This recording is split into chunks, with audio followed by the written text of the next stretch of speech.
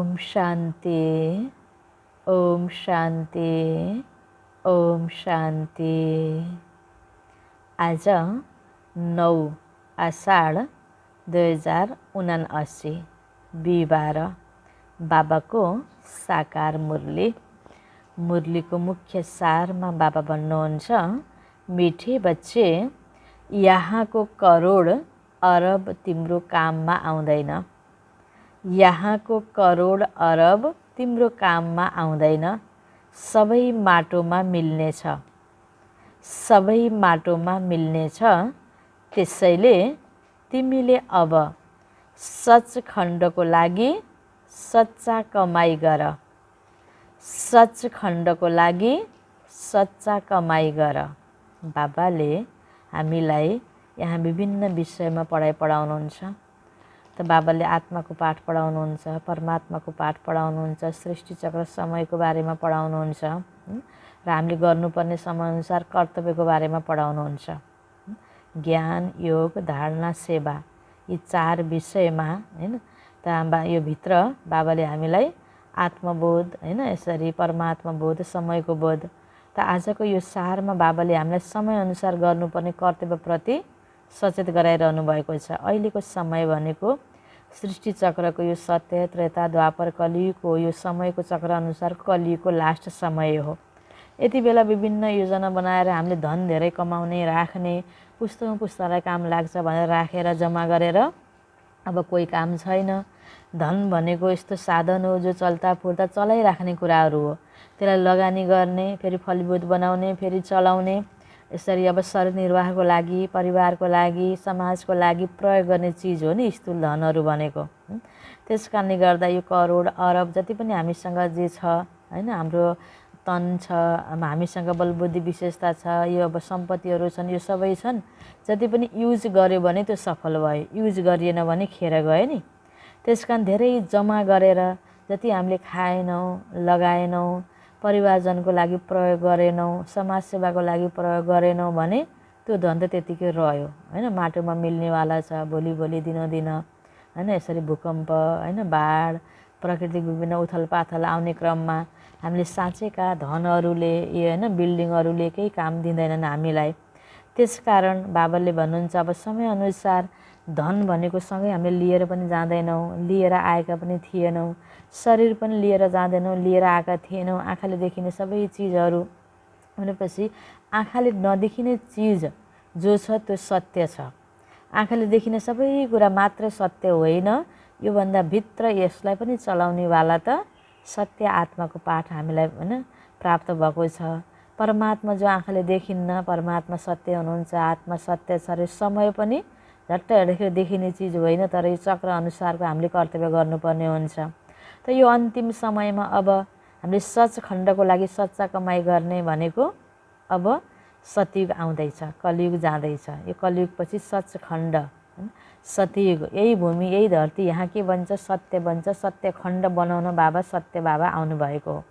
भने सत्य के त? यसरी आत्मा सत्य छ, परमात्मा सत्य छ, समयको सत्य, चक्र चलिरहेको यो कुरा सत्य छ। अब अहिले यति बेला धेरै लामो प्लानिङ गरेर झन थुपार्नतिर मात्रै लागि पर्नुभन्दा पनि सत्कर्म गरेर सच्चा कमाई गर्नु छ। राम्रो गरेपछि राम्रो नै हामीलाई रिटर्न हुन्छ। कसैलाई ढाँटेर, छलेर गरेर धेरै हामीले कमाई जम्मा गरेर, पैसा जम्मा गरेर, धन दौलत जम्मा गरेर, करोड अरब राखेर ब्याङ्कमा राखियो, भोलिपछि हैन अब आपद विपदमा काम लाग्छ भनियो, तर सही कर्म हाम्रो छैन भने हामीलाई आपद परेको बेलामा त्यो पैसा निकाल्ने परिस्थिति मिल्दैन। कुनै न कुनै कारणले त्यो युजमा आउँदैन। तर हामी एकदम निश्चिन्त भगवानको प्रति विश्वास गरेर र सत्य कर्मको प्रति विश्वास गरेर इमान्दारी भएर राम्रै गर्दै गइरहेछौँ भने हाम्रो हातमा 1 रुपियाँ पनि छैन भने पनि हामीलाई आपद परेको बेलामा कोही व्यक्ति मद्दतको लागि त्यहाँ तयार हुने व्यक्ति निस्किन सक्छ। त्यसैले आपद विपदमा केही परेको बेलामा चाहिन्छ भनेर धेरै हो, केही त सोच हुनुपर्छ, अलिकति लामो दृष्टि राख्नुपर्छ, केही तयारी, पूर्व तयारी अवश्य हुनुपर्छ। तर पूर्व तयारी गर्नेको नाममा बढीभन्दा बढी धन दौलतले मात्र हामीलाई सुख सुविधा भएर हामी राम्रो हुन्छौँ भन्ने चाहिँ एउटा भ्रम हो। बाबा भन्नुहुन्छ यो सबै धन धेरै ठाउँमा जमिन छ, घर छ, कारोबार ठुलो छ, तर यो सबैले साथ दिने भन्ने हुँदैन। राम्रो कर्म गर, सबैको लागि सेवा सहयोग सद्भाव राख्ने हैन, राम्रो हामीले कर्म गर्दै गइरहेका छौँ र निश्चिन्त भएर सोच राम्रो छ, कर्म राम्रो छ, कसैलाई दुःख दिएका छैनौँ, दुःख लिएका पनि छैनौँ, बाबाले भनेअनुसारको गाइडलाइनमा हामी हिँडिरहेका छौँ भने बाबाको सत्यको स्थापनाको कार्यमा हामी सहयोगी भयौँ, सच्चा खण्ड सत्यको यहाँ स्थापना हुन्छ र त्यो दुनियाँमा जानुको हामी योग्य पनि बन्छौँ। त्यसैको लागि लिएर जाने कमाइ गर्नु छ, अविनाशी कमाइ अहिले गर्नु छ। कर्मको खाता सँगै जान्छ आत्मासँग हैन। त्यसकारण पुण्यको खाता, कर्मको खाता हैन, हामीले दान पनि गर्छौँ भने पनि दिलले दान गऱ्यौँ भने त्यो पुण्य बन्यो, दिलले दान गरेन भने, स्वार्थले गऱ्यौँ भने पुण्य बन्दैन। हामीले आफ्नो खातालाई पुण्य बनाउनु छ, कर्मको खाता राम्रो बनाउनु छ। त्यसको लागि सङ्कल्प रूपी बिउ हाम्रो राम्रो हुँदै हुँदै कर्म राम्रो गऱ्यौँ भने त्यो हाम्रो सच्चा कमाइ भयो। सचखण्डमा जानको लागि सच्चा कमाइ भनेको राम्रो कर्म गर्ने, इमान्दारीपूर्वक कर्म गर्ने, कसैलाई दुःख नदिने आदि इत्यादि त धेरै शिक्षा बाबाले दिनुभएको छ। दिनौँ यसरी। अहिले यति बेला सिधा भन्नुपर्दा भगवानको ध्यान गर्ने, भगवानले भनेको कुरा सुन्ने हैन, अनि यो अनुसार जीवन बनाउने। यो सबैले हरेक आत्माले जसरी भगवानलाई मानि पनि राखेका छन्, तर कहीँ न कहीँ स्वार्थ भरिएको छ। निस्वार्थ भएर भगवानप्रति आस्था र विश्वास राख्दै हैन, बस एक बाबा हैन, बाबाको यो मुरली, यो ज्ञान, योग अनि सबैको प्रति राम्रो व्यवहार, यो हाम्रा कुराहरू के हुन् त भन्दा यो कमाइ गर्ने तरिका पनि यही हो। यही कमाइबाट नै हैन बाबासँगको यादले हैन सही गरेको कार्य गरेको कमाइ नै हाम्रो साथमा जान्छ। अरू कुरा हामीले लिएर जान सक्दैनौँ। अब यो स्थूल धन सम्पत्ति सबै कुरा होइन, यी सबै माटोमा मिल्न सक्छन्।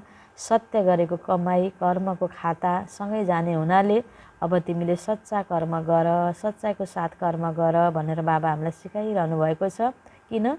अब आउने नै सत्ययुग हो, सचखण्ड हो। त्यसकारण त्यसको लागि तयारी हो, यो पूर्व तयारी हो, गर्नुपर्ने अहिलेको समयअनुसारको तयारी हो। त्यसकारणले समयको बोध गराउँदै बाबाले कर्तव्यप्रति सचेत गराउनु भयो। कलिको अन्तिम समय भएको हुनाले र यो झुटो खण्ड अब खत्तम हुने र सत्य खण्ड ल्याउनको लागि हामी हरेक व्यक्तिको सपोर्ट अनि बाबाले हामी सबैको सपोर्टले यहाँ सचखण्ड स्थापना गर्दै हुनुहुन्छ, सत्यको स्थापना गर्दै हुनुहुन्छ भने हामीले सत्यताको संस्कार बनाएर सत्य कमाइ गरौँ। शरीरको लागि मात्र होइन, आत्मा उन्नतिको कमाइ गरौँ, आत्माको लागि पनि कमाइ गरौँ।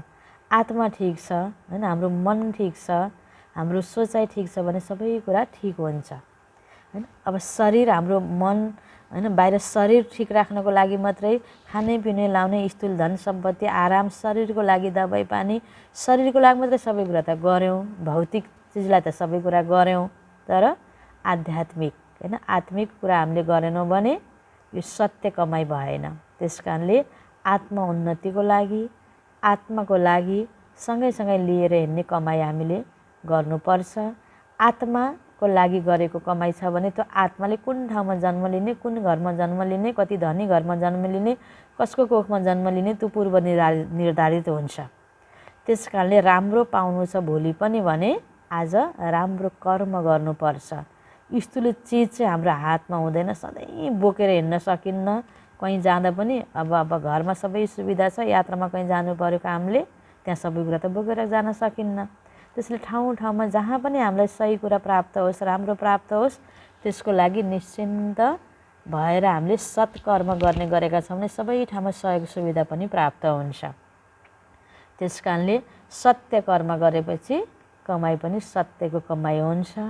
त्यसकारण मन बुद्धि बढी भौतिकतामा मात्रै सीमित नगरेर आध्यात्मिकतिर पनि हामीले मन बुद्धि लगाउने हैन, र परमात्मा बाबालाई पनि याद गर्ने र सत्य र श्रेष्ठ कर्म गर्ने हैन। धर्म भनेको नै के हो त भन्दा श्रेष्ठ कर्म गर्ने धारणा बनाउने हो नि। त्यसकारण धर्म गरेपछि, पुण्य गरेपछि त्यही कमाइ के भयो त सच्चा कमाइ भयो, सँगै लिएर जाने कमाइ भयो। जो जहाँ गए पनि, जहाँ जन्म लिए पनि यो एउटा यो जीवनको यात्रामा र प्रत्येक जन्मको यात्रा भनौँ न, यो लामो यात्राको लागि पनि, छोटो यात्राको लागि पनि हामीलाई सबै कुरा साथ पाउनु छ राम्रो भने राम्रो कर्म गर्नुपर्छ। यो नै सच्चा कमाइ हो, सत्य कर्म गरेर गर्ने कमाइ। हैन, राम्रो संस्कार, राम्रो चरित्र, हैन, राम्रो भावना, सबै कुरा राम्रो आफ्नो बनाउने कमाई, यो कमाईलाई भन्नुहुन्छ बाबाले सच्चा कमाई, साथमा लिएर जाने अविनाशी कमाई। त्यसको लागि तयारी भएर त्यही कमाई गर्नु छ। त्यसैले त यो दिनहुँको मुरली सुन्नु पनि एउटा सच्चा कमाईभित्र भयो। बाबालाई दिनदिनै याद गर्नु पनि सच्चा कमाई भयो। बाबाले सिकाएअनुसारको सबैको प्रति राम्रो भावना राख्नु सच्चा कमाई भयो। यसरी अनि हरेक कर्म आफूबाट कोही गल्ती नगर्ने, अटेन्सन दिएर राम्रो कर्म गर्नु, यो सच्चा कमाई भयो। यसरी सबै कुरा बाबाले राम्रो सिकाइरहनु भएको छ। यसैलाई हामीले अब आधार मानेर बाहिरी कुरा कारोबार पनि गर्ने गर्यो भने, बाबालाई र बाबाको शिक्षालाई बिचमा राखेर अनि बल्ल हामीले धन सम्पत्ति साधनलाई पनि उपयोग गर्यो भने, हैन, यसरी बल्ल हामी के हुन्छौँ? सफल हुन्छौँ। एक जन्मको लागि मात्र होइन, जन्म जन्मको लागि हाम्रो कमाई जम्मा हुन्छ। यो हो सच्चा कमाई। प्रश्नमा कुन एक कुराको कारण तिमी ब्राह्मणहरू देवताहरूभन्दा पनि उच्च मानिन्छौ? कुन एक कुराको कारण तिमी ब्राह्मणहरू देवताहरूभन्दा पनि उच्च मानिन्छौ? कुन एउटा कारणले होला, हैन? त हामी अहिले ब्राह्मण बनेका छौँ, भोलि लक्ष्य छ हाम्रो देवता बन्ने। देवताभन्दा पनि उच्च ब्राह्मण हो किन? उत्तरमा बाबा भन्नुहुन्छ, तिमी ब्राह्मणहरूले अहिले सबैको रुहानी सेवा गर्छौ। तिमी ब्राह्मणहरूले अहिले सबैको रुहानी सेवा गर्छौ। तिमीले सबै आत्माहरूको मिलन परमात्मा बाबासँग गराउँछौ। तिमीले सबै आत्माहरूको मिलन परमात्मा बाबासँग गराउँछौ। यो पब्लिक सेवा देवताहरूले गर्दैनन्। यो पब्लिक सेवा देवताहरूले गर्दैनन्। त्यहाँ त राजा रानी तथा प्रजा हुन्छन्। जसले यहाँ पुरुषार्थ गरेका छन् उनले त्यसको प्रारब्ध भोग्छन्। सेवा गर्दैनन्, प्रारब्ध भोग्छन्। भनेपछि फल खानु खुसीको कुरा त हो, तर फल खानको लागि जो गर्ने मेहनत महत्त्वपूर्ण हो नि। मेहनत गरेपछि फलको प्राप्ति हुन्छ। फल प्राप्ति गर्ने लक्ष्यले मेहनत गरिन्छ, तर महत्त्व के को भयो? मेहनतको भयो। खुसी केमा भएको छ? फल प्राप्तिमा भएको छ। तर मेहनत गरिएन भने त त्यो फल पनि प्राप्त हुँदैन, खुसी पनि प्राप्त हुँदैन। त्यस कारणले मेहनत गर्ने जीवन सबैभन्दा उच्च भयो नि। ब्राह्मण जीवन भनेको त्यस्तै जीवन भयो। देवता बन्नको लागि, सुख सुविधा सतयुगी राज्यभाग्य प्राप्त गर्नको लागि मेहनत अलि गरिरहेका छौँ। अहिले रुहानी सेवा गर्छौँ, सबै आत्मालाई सेवा गरेका छौँ भगवानसँग जोडाउनेको। भनेपछि यो जीवनको कति ठुलो महत्त्व रहेछ। यो मेहनत गर्ने जीवन, पुरुषार्थ गर्ने जीवन, त्याग तपको जीवनको यति महत्त्व छ। यस कारणले देवताभन्दा पनि यो जीवनलाई उच्च मानिन्छ। डाइरेक्ट ईश्वरसँग सम्बन्ध राखेर अरूको पनि ईश्वरसँग सम्बन्ध जोडाउने रुहानी सेवा यति बेला गरिरहेका छौँ। बाबा भन्नुहुन्छ देवताहरूले त यो सेवा गर्दैनन्, अहिले गरेको सेवाको फल त्यहाँ भोगिरहेका हुन्। त्यसकारण देवताभन्दा पनि ब्राह्मणलाई उच्च मानिन्छ भन्नुभयो बाबाले। सेवा गर्दैनन् उनीहरूले त अहिले यहाँ जो पुरुषार्थ गरेका छन् त्यसको प्रारब्ध भोग्छन्। त्यसैले तिमी सेवाधारी ब्राह्मणहरू देवताहरूभन्दा पनि उच्च हौ। ओम शान्ति। यो कसको सभा लागेको छ? जीव आत्माहरू र परमात्माको। जीव आत्माहरू र परमात्माको यो मिलन। बाबाले मुरली सुनाइरहनु भएको छ, हामी बच्चाहरूले मुरली सुनिरहेका छौँ। यो मिलन जसको शरीर छ उनलाई भनिन्छ जीव आत्मा। जीव आत्मा, हैन, शरीर र आत्मा ती मनुष्य भए र उहाँलाई भनिन्छ परमात्मा। हामी आत्माले यो जीव शरीर लिएर अहिले यहाँ कर्म गरिरहेका छौँ। हामी मनुष्य भयौँ। हामी मनुष्य आत्माको पिता परम आत्मा परमात्मा हुनुभयो। जीव आत्माहरू र परमात्मा अलग रहे बहुकाल। परमधाममा थियौँ, हामी यहाँ जन्म लिन आयौँ। जन्म लिँदै मर्दै फेरि जन्म लिँदै मर्दै शरीरको लिने छोड्ने क्रम चलिरह्यो। लास्टमा सतयुगदेखि लिएर अहिले लास्टमा कलियुगसम्म आइपुगेका छौँ। त्यति बेलाबाट हामी बाबाबाट भगवानबाट अलग भएर यहाँ आएका हौँ। परमधाममा थियौँ, हैन, लामो समय अलग भयौँ। अहिले ब्रह्म बाबा बिचमा माध्यम भएर फेरि हाम्रो मिलन भएको छ। हामी आत्माहरू र परमात्माको मिलन भएको छ। मिलन हुनको लागि ब्रह्माको तनमा परमात्मा आउनुभयो, माध्यम परमात्मा हुनुभयो। दलालको रूपमा परमात्मा ब्रह्म बाबा हुनुभयो, परमात्मासँग भेटाउनुको। यसरी अहिले यो सुन्दर मेला, यो मिलनको मेला भइरहेको छ हामी बच्चाहरूको र परमात्मा बाबाको बिचमा। यसलाई मङ्गल मिलन भनिन्छ। बच्चाहरूलाई थाहा छ परमपिता परमात्मालाई जीव आत्मा भन्न सकिँदैन, किनकि उहाँले त लोन लिनुहुन्छ केही क्षणको लागि, ज्ञान दिनको लागि। बाँकी हाम्रो जस्तो गर्भमा शरीर तयार भएर आत्मा प्रवेश गर्ने, गर्भबाट फेरि हामी बाहिर आउने, जन्म मरणको चक्र आफ्नै व्यक्तिगत आफ्नो शरीर छ हाम्रो अलग अलग। अलग अलग जन्ममा अलग अलग शरीर प्राप्त गर्छौँ। यस्तो चक्रमा त परमात्मा आउनुहुन्न। केही समय ज्ञान दिनको लागि ब्रह्मतनको आधार लिनुभयो, लोन लिनुभयो, एकछिन सापट मागेर काम चलाउनु भयो। ब्रह्म बाबाको शरीरको द्वारा ज्ञान दिनुभयो नि। त्यस कारण शिव बाबाको त आफ्नो शरीर छैन। त्यस कारण उहाँलाई जीव आत्मा भन्न मिल्दैन। हामी मनुष्य आत्माहरू जीव आत्मा भयौँ।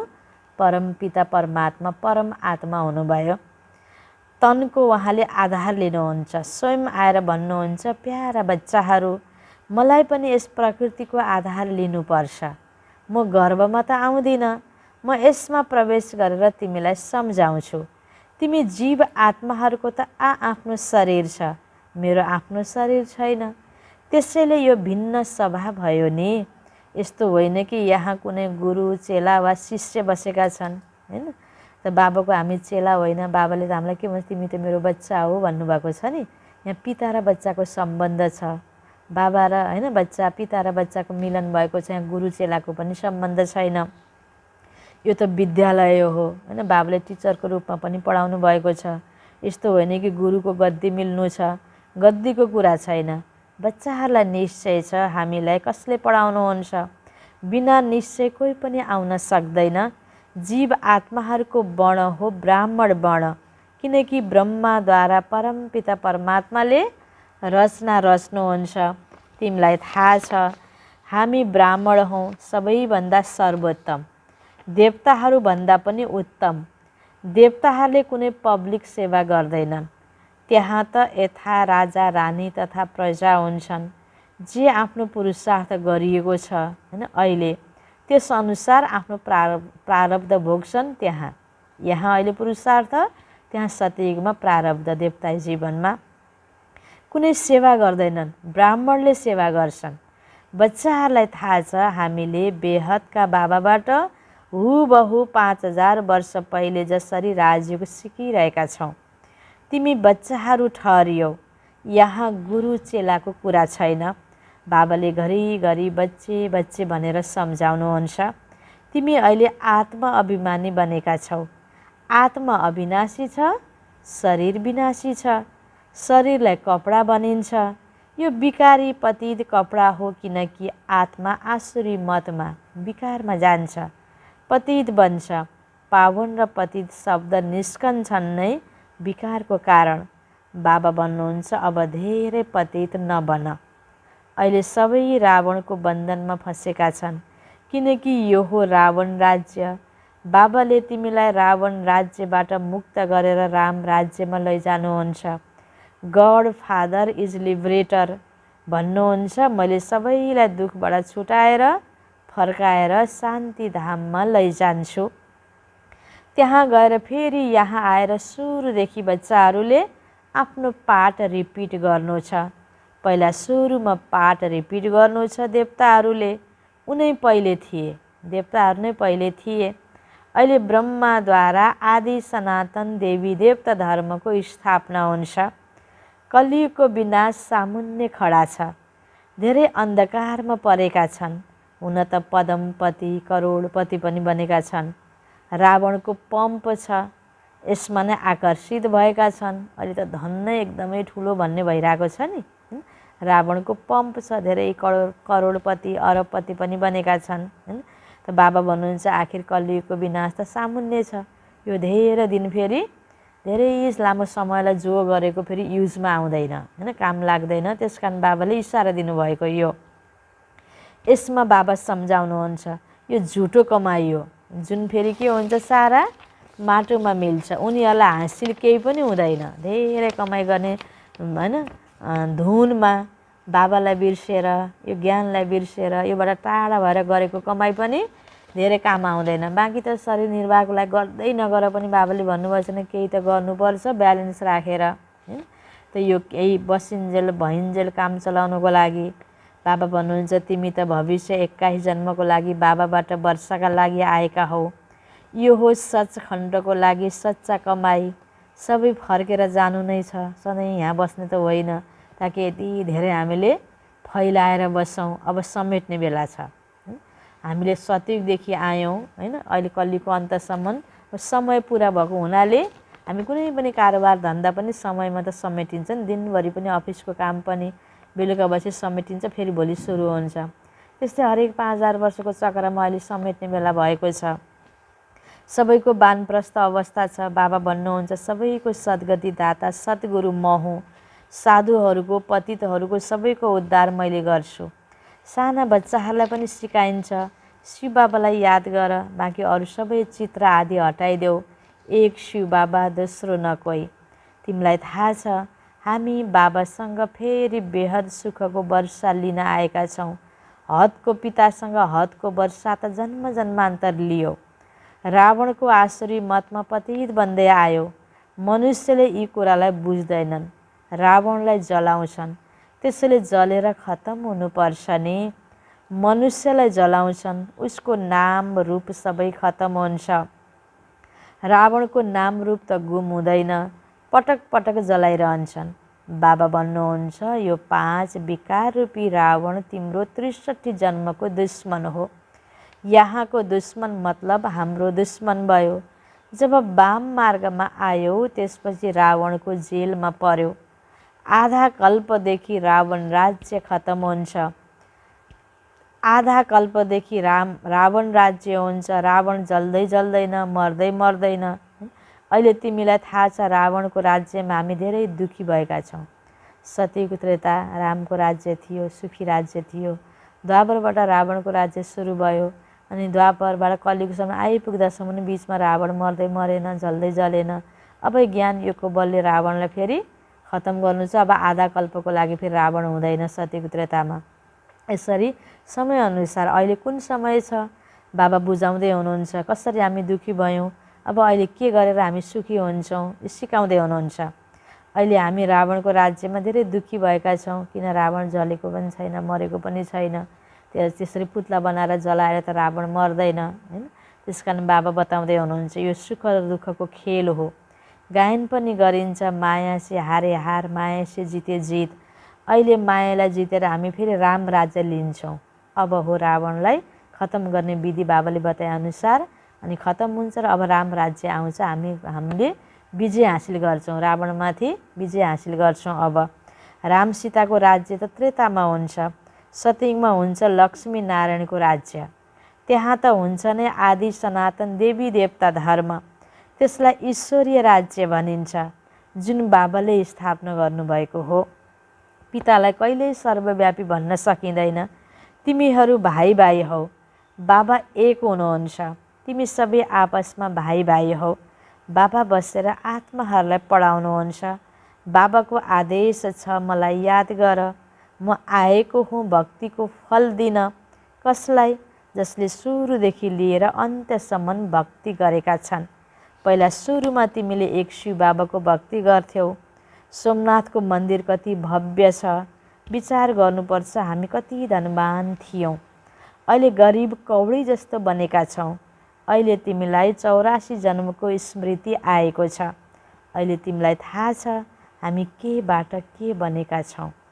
अब तिमीलाई स्मृति आएको छ। स्मृति लब्दा शब्द पनि अहिलेको हो। यसको मतलब यो सम्झिनु हुँदैन कि भगवानले आएर संस्कृतमा गीता सुनाउनु भएको हो। संस्कृत भए त तिमी बच्चाले केही बुझ्दैनथ्यौ। हिन्दी भाषा नै मुख्य हो, जुन यी ब्रह्माको भाषा हो त्यसै भाषामा नै सम्झाइरहनु भएको छ। कल्प कल्प यसै भाषामा सम्झाउनुहुन्छ। तिमीलाई थाहा छ हामी बाप दादाको सामुन्ने बसेका छौँ। यो घर हो, मम्मा बाबा, हैन, भाइ बहिनी पुग्यो, अरू कुनै सम्बन्ध छैन। भाइ बहिनीको सम्बन्ध तब हुन्छ जब प्रजापिता ब्रह्माको बन्छौ, हैन। एउटै माता पिता र बच्चा बच्ची छ भने, हैन, सम्बन्ध बस त्यति भएपछि फेरि विवाह शादी गर्दै गएपछि अनेक अनेक सम्बन्ध बढ्ने हो नि, मातापिता र बच्चा। यो बेहदको परिवारमा बस छोराछोरी चाहिँ के भयो, दाजुभाइ दिदीबहिनीको सम्बन्ध मात्रै भयो नि। यसरी यो परिवारमा हामी सामेल हुँदाखेरि शिव बाबाको बच्चा आत्माको रूपमा सबै भयो हैन।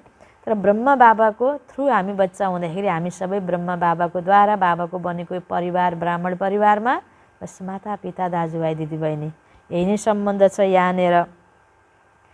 त बाबा भन्नुहुन्छ, नत्र आत्माको सम्बन्धले त भाइ भाइ हौ, बाबाबाट वर्षा मिलिरहेको छ। आत्माले जान्दछ हाम्रो बाबा आउनुभएको छ। तिमी ब्रह्माण्डको मालिक थियौ, बाबा पनि ब्रह्माण्डको मालिक हुनुहुन्छ। जसरी आत्मा निराकार छ त्यसै गरी परमात्मा पनि निराकार हुनुहुन्छ। नाम नै छ परमपिता परमात्मा, अर्थात् परभन्दा पर रहने आत्मा। परम आत्माको अर्थ हो परमात्मा। पिताबाट वर्षा मिल्छ। यहाँ कुनै साधु सन्त महात्मा छैनन्, बच्चाहरू छन्।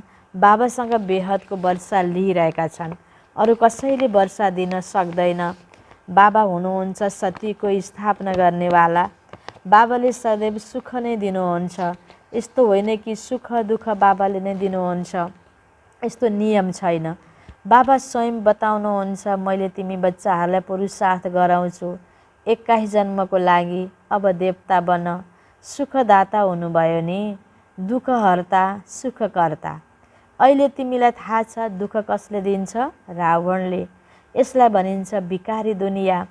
स्त्री पुरुष दुवै भिकारी छन्।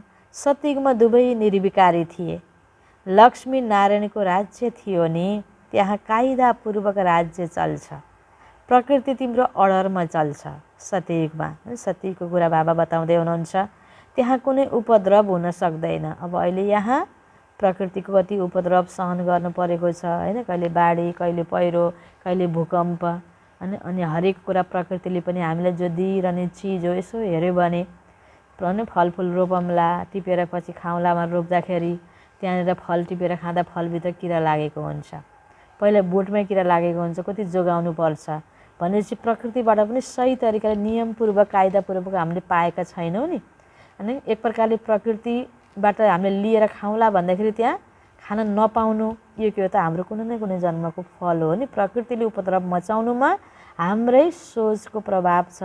हामीले प्रकृतिलाई बढी दोहन गऱ्यौँ, बढी आशा गऱ्यौँ, प्रकृतिलाई बचाउने तर्फ हामीले ध्यान दिएर प्रकृतिलाई पनि दिनुपर्ने जो सेवा हामीले दिएनौँ, लिँदै लिँदै मात्रै बढी आउँदाखेरि अहिले के भयो त प्रकृतिबाट पनि एकदम उपद्रव भएको छ। प्रकृतिले कायदा अनुसार हाम्रो सेवा गरेको छैन। त्यसकारण अहिले यो समयमा बाबाले हामीलाई प्रकृतिको पनि सेवा गर्न सिकाउनु भएको छ हैन। प्रकृतिलाई पनि पवित्र बनाउन, शतप्रधान बनाउन योगको माध्यमले आफूलाई, आफ्नो आत्मालाई हैन, यसरी सबै प्रकृतिलाई पनि सारा संसारलाई, विश्वलाई नै कसरी सोचको माध्यमले, सङ्कल्पको माध्यमले बाबाले शतप्रधान बनाउने उपाय यहाँ सिकाइरहनु भएको छ। अनि त अब यसपछि आउने प्रकृति सतयुगमा कायदा अनुसार, नियम अनुसार प्रकृति चल्छ, सेवा गर्छ मनुष्य आत्माको। प्रकृतिको र मनुष्य आत्माको कति राम्रो तालमेल सतयुगमा हुन्छ। सदाबहार मौसम, कुनै उपद्रव त्यहाँ हुँदैन। अहिले यहाँ त प्रकृतिबाट पनि एकातिर फाइदा पनि छ भने दुःख पनि, दर्द पनि छ। यस्तो समय छ अहिले। अब त्यो दुनियाँ सतयुग जो आउँछ त्यहाँ मनुष्य आत्मा सबै राम्रो सोचको हुँदाखेरि, निर्विकारी हुँदाखेरि देवताहरू भएको पालामा त प्रकृतिले उपद्रव गर्थेन। अहिले हामी मनुष्य आत्मा बिग्रिँदै गयौँ अनि प्रकृतिले पनि उपद्रव मचायो।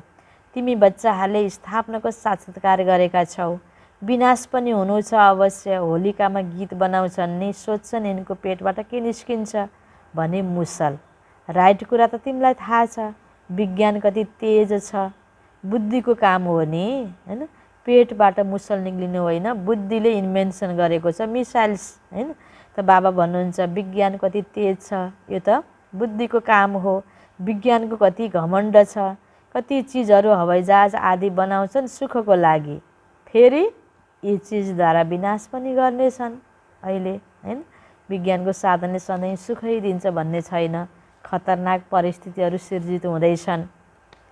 अन्तिममा आफ्नो कुलको नै विनाश गर्नेछन्। विज्ञानको घमण्ड अतिमा गएपछि विज्ञानले आविष्कार गरेको मुसल अर्थात् मिसाइल्स, बम, गोला बारुद यी सबै चिजले नै मनुष्यकोलाई नै के गर्छ त ध्वस्त गर्छ। त्यस कारणले मनुष्यले आविष्कार गर्यो, मनुष्यलाई नै ध्वस्त गर्ने। त्यस कारण आफ्नै पेटबाट मुसल निकाल्यो गरे आफैलाई, होइन? त्यो आफ्नै पेटबाट मुसल निक्लेर आफ्नै कुलको विनाश भयो अरे भनेको त अब हुनेवाला यो अहिले भइरहेको कार्य हो। बाबा भन्नुहुन्छ तिमी त छौ नै गुप्त, तिमीले कसैसँग लडाइँ लड्दैनौ, कसैलाई दुःख दिँदैनौ। बाबा भन्नुहुन्छ मनसा वाचा कर्मणा कसैलाई दुःख दिनु हुँदैन। बाबाले यसरी सिकाइरहनु भएको छ, हामीले रोज सुनिरहेका छौँ। अनि हाम्रो मनमा के हुन्छ? कसैलाई दुःख नदिउँ, कसैको निन्दा नगरौँ, कसैमाथि दोष नथुपारौँ, हामी आफू बनौँ, राम्रो गरौँ, आफूबाट परिवर्तन सुरुवात गर्दै जाउँ, राम्रो बन्दै जाउँ भन्ने भावना बाबाले हामी हरेक बच्चामा विकास गरिरहनु भएको छ। बाबाले कहिले कसैलाई दुःख दिनुहुन्छ र सुखधामको मालिक बनाउनुहुन्छ। तिमीले पनि सबैलाई सुख देऊ। बाबाले सम्झाउनु भएको छ जसले जे भने पनि शान्तिपूर्वक हर्षित मुख रहनुपर्छ। किनकि होइन कसैले नराम्रो गर्यो भने मैले पनि उसलाई नराम्रो गरेँ, नराम्रो गर्ने प्रति भने त मभित्र पनि त नराम्रो रहेछ नि, होइन त? त्यस कारणले अर्काले नराम्रो गर्यो भने चलो ठिक छ, ऊ नराम्रो छ भने हामी शान्तिमा रह्यौँ, हर्षित भयौँ भने त हामीभित्र अशान्ति छैन, खुसी छ, कसैको प्रति नराम्रो गर्ने भावना छैन भन्ने बुझियो। जसभित्र जे छ उसले त्यही दिने हो नि। गाग्रीबाटमा पानी छ भने त्यहाँसम्म होइन गाग्रीबाट गिलासमा हामीले पानी नै सार्न सक्छौँ। त्यहाँ दुध राखेको छ भने दुध नै लिन सक्छौँ।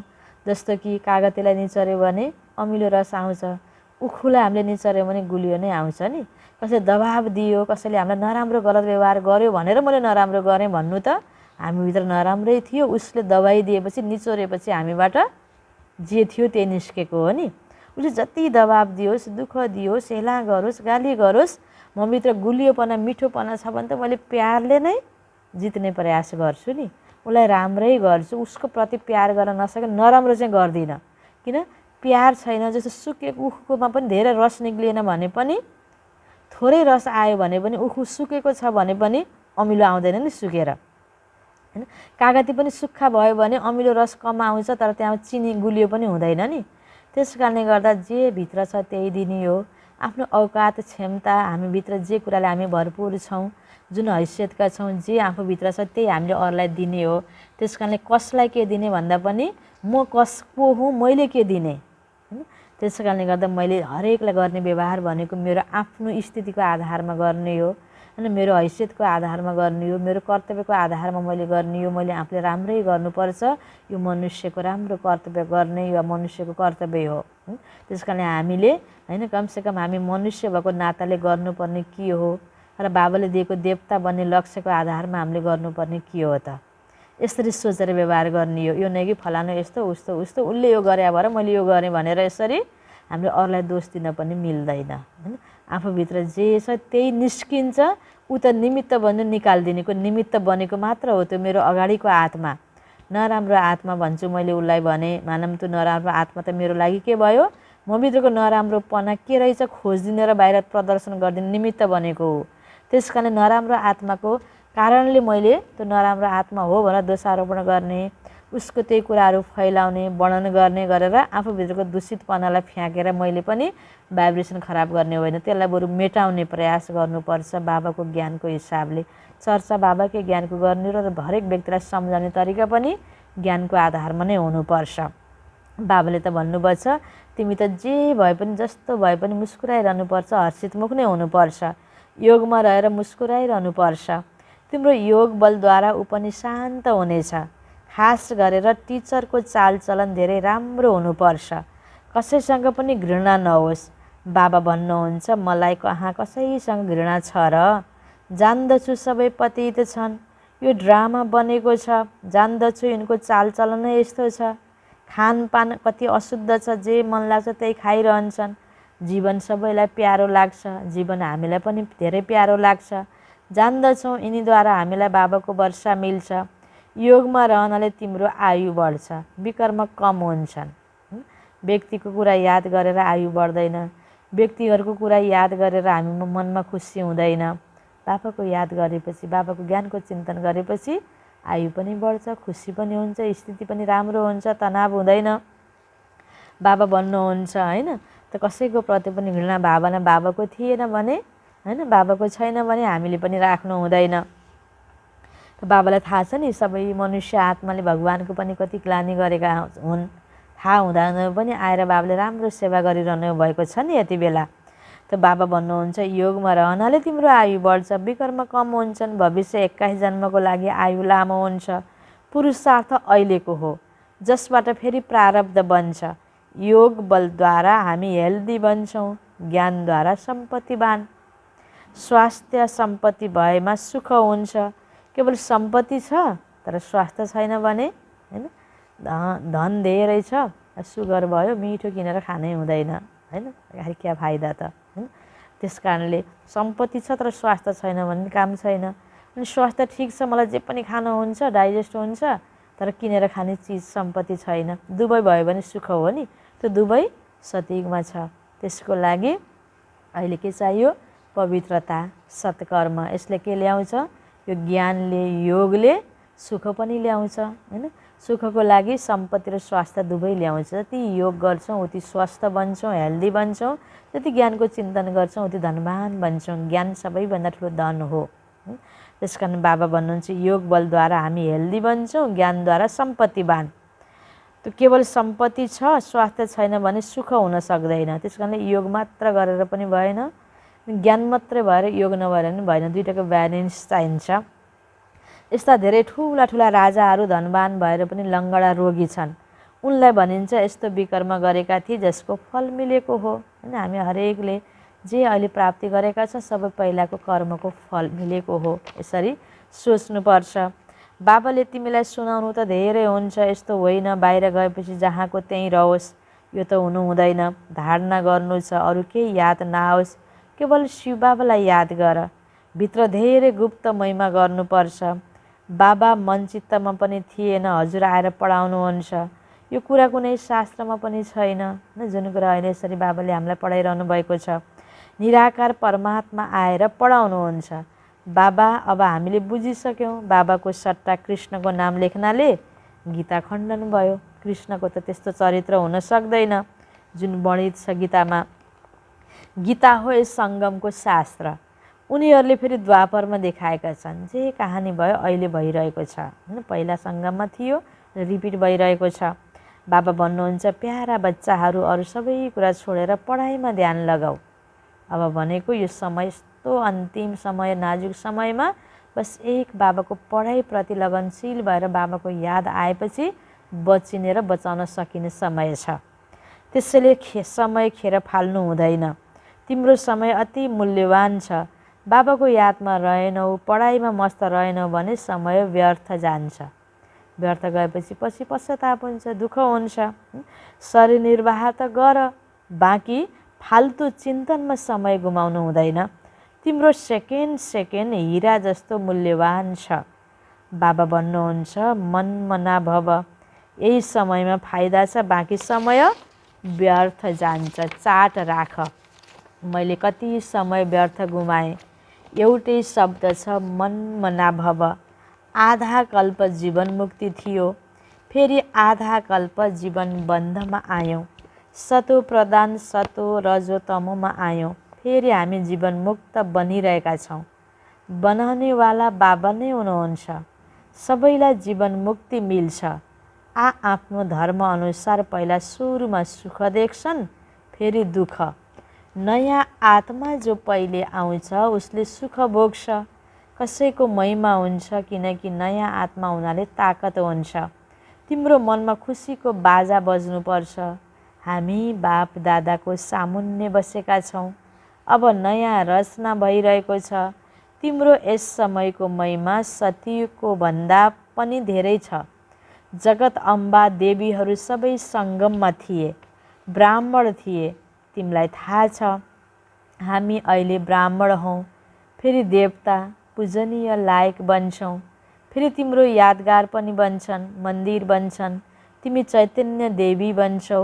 ती त जड हुन्। अहिले जो मन्दिरमा पुजिरहेका छन् त्यहाँ त जड मूर्ति मात्रै छ नि, चैतन्यमा छैनन्। चैतन्यमा देवताहरू अब जन्मिन्छन् सतयुगमा। अनि पहिला सतयुग थियो, त्यसको यादगार अहिले पूजा गरेको देवी देवताको हैन यादगार बनाएर मूर्ति बनाएर चैतन्यमा त अहिले कोही पनि देवी देवता छैनन् यो संसारमा। सतयुग त्रेता द्वापर कलियुगसम्म आइपुग्दा देवताहरू पनि पुनर्जन्म लिँदै आउँदाखेरि पतित बनेर अहिले मनुष्य पतित मनुष्यको रूपमा छन्। त्यस कारणले कहानी छ देवताहरू वाम मार्गमा गिरे भनेको कहानी शास्त्रमा पनि छ। त्यस कारण अब फेरि उन्नति गराउन बाबा आउनुभएको नि। पहिलाकै देव आत्मालाई फेरि त्यो देवत्व रूप फर्काउनको लागि त्यही रूपमा स्थापित गर्नको लागि बाबा आउनुभएको। त्यस कारणले बाबाले चुन्दै जाने क्रममा बाबाको सेलेक्सनमा देवताको आत्मामा हामी पऱ्यौँ नि। कति गहिरो बुझ्ने कुरा छ। अनि अरू पनि अझै देवताहरू छन् कि भनेर शिला खोज्दै गएर हामीले पत्ता लगाउने हो, अब भेटाउने हो। देव आत्मा धेरैलाई 100 जनालाई ज्ञान सुनाउँदा 1 जना देव आत्मा निस्किन सक्छ। सबै 100 जनाले 79 जनाले ज्ञान सुनेनन्, विरोध गरे, नराम्रो माने पनि एउटा देव आत्मा निस्क्यो भने हाम्रो के भयो? सफलता भयो। तर सुनाउने सबैलाई हो। कुन हो देव आत्मा? यही हो, यसलाई गएर सुनाऊ भनेर बाबाले पहिला दिनुहुन्न, बताइदिनुहुन्न। किन? हाम्रो पुरुषार्थ, हाम्रो सेवाको नम्बर हामीले आफूले बनाउने हो नि। यो सब्जेक्टमा पास हामी हुने हो। चाहिँ धेरैलाई सुनाउँछौँ, हाम्रो खाता बन्यो, एउटा देव आत्मा निस्किन्छ, बाबाको कार्य पुरा हुन्छ। यसरी हरेकलाई हामीले अब देवता बनाउनु छ, हामीले देवता बन्ने हो। आफू पनि बन्दै बन्दै जाने हो देवता कोतिर आफू जानको लागि नराम्रो बानी मेटाउँदै जाने, गुण भर्दै जाने हो। अरूलाई पनि देवता आत्माहरू छन् भनेर सुनाउँदै जाने हो। सबैलाई हामीले ज्ञान सुनाउँदै जाने हो। बाबा भन्नुहुन्छ तिमी त अब चैतन्यमा छौ, हामी नै ब्राह्मण थियौँ, फेरि देवता पनि हामी नै बन्छौँ। ती त जड हुन्, उनीहरूसँग सोध यी देवी कसरी बने। यदि कसैले यो कुरा गरे भने सम्झाऊ हैन। आज देवताको रोज पूजा गर्ने पुजारीहरूलाई पनि त यो कुरा कहानी थाहा छैन नि क्लियर रूपबाट। आखिर यो जड मूर्तिको मैले रोज पूजा गरिरहेको छु, यो लक्ष्मीको पूजा गरेछु, सरस्वतीको पूजा गरेछु, नारायणको पूजा गरिरहेको छु, यी चैतन्यमा कहिले थिए होलान्, कहाँ थिए होलान् भनेर बिचारा त्यो पुजारीहरूलाई पनि सङ्कल्प आइरहेको छैन। त्यहाँ गएर जाने भक्तजनलाई पनि सङ्कल्प आइरहेको छैन। जुन ख्याल ख्वाबमै नभएको कुरा बाबाले हामीलाई यो ज्ञान दिनुभयो। अहिले देवता चैतन्यमा छैनन्, अब तिमी बन भनेर देवता बन्ने सेलेक्सनमा भगवानको छनौटमा हामी परेको कति खुसीको कुरा हो हैन।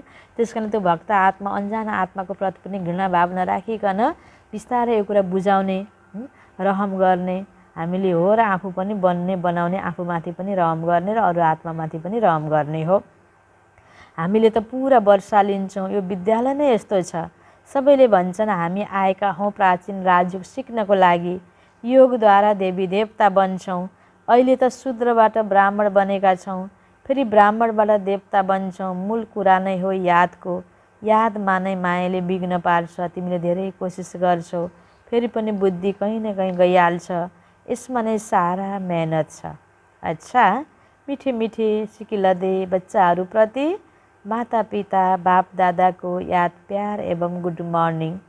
रुहानी बाबाको रुहानी बच्चाहरूलाई नमस्ते। रुहानी बच्चाहरूको रुहानी बाबालाई याद प्यार गुड मर्निङ नमस्ते नमस्ते। धारणाको लागि मुख्य सार, बाबा समान सुखदाता बन। के बन्ने? बाबा समान सुखदाता। मनसा बाचा कर्मणा कसैलाई पनि दुःख नदेऊ। सदा शान्त चित्त र हर्षित मुख रहने गर। कस्तो चाहनुभयो बाबाले हामीलाई देख्न? शान्त चित्त हर्षित मुख हैन। यसो केही कुरा भइहाल्दैमा आत्तिने तात्तिने आवेशमा आइहाल्ने, त्यही कुरा आत्तिएर फेरि सबैलाई बढाउनु गर्ने के कसो हैन।